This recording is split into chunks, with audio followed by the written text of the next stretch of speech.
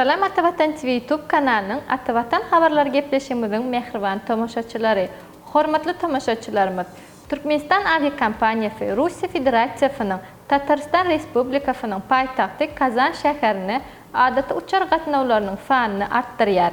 Bu barada aviakompaniýa habar berdi. Aviakompaniýanyň habaryna görä 1 iyuldan Türkmenistandan Kazana amala aşyrylýan uçar gatnawlary hepdede bir gebekden 2 gebege çykarylýar. Ozal her hepdäniň çarşembe günleri Kazana gatnawlar amala aşyrylýan bolsa, indiki aýdan ýagny 1 iyuldan başlap çarşembe hemde ýekşembe günleri ýerine ýetirilýär.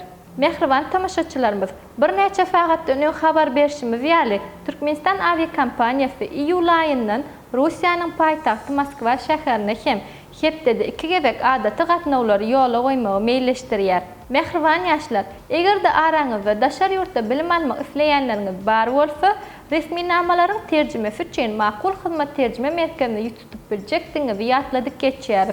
Şeýle hem Türkiýede bilim almak isleýänleriňiz bar bolsa, onu İstanbul şäherine yerleşýän Atavatan danışmanlyk şereketiniň hyzmatyndan peýdalanyp bilersiňiz. Mehriban müştaklarymyz, eger de siz ýurdumyzda bolup geçen täzeliklerden ilkinji bolup habarly bolmak isleseňiz, Atavatan TV YouTube kanalyny iýerlemek dowam edin. Gepleşiklerimiziň indiki sanyna görüşýänçek hoş, sag bolun.